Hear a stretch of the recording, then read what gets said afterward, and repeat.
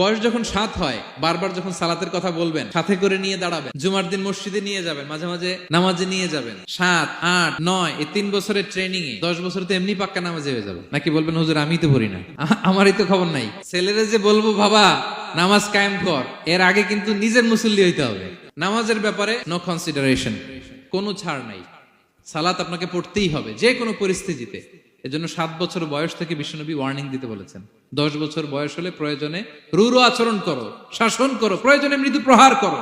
অনেক ফ্যামিলি আছে নিজেও নামাজি, ছেলে মেয়েদেরকেও নামাজের কথা বলে পড়ায়। জোহর পড়তে দেয়, আসর পড়তে দেয়, মাগরিব পড়তে দেয়, এশা পড়তে দেয়, ফজর পড়তে দেয় না। ফজর নিয়ে টেনশন নাই। কেন?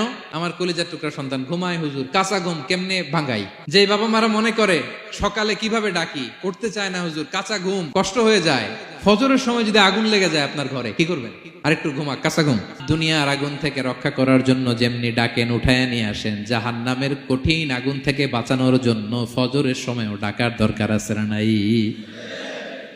দুনিয়ার আগুনের চেয়ে কমপক্ষে 70 গুণ বেশি তেজওয়ালা। বিষ্ণু বলেন নারুকুম তুকিদুন, যে আগুন দিয়ে কিচেনে রান্না করো, জাহান্নামের আগুন কিন্তু এই আগুন নয়। জাহান্নামের আগুন দুনিয়ার আগুনের চাইতে কমপক্ষে 70 গুণ বেশি তেজওয়ালা। তাহলে ফজরের সময় ডাকবেন তো ছেলে মেয়েকে, হ্যাঁ, নিজেও পড়বেন, ছেলে মেয়েদেরকেও ডাকবেন। আকিমিস সালাহ।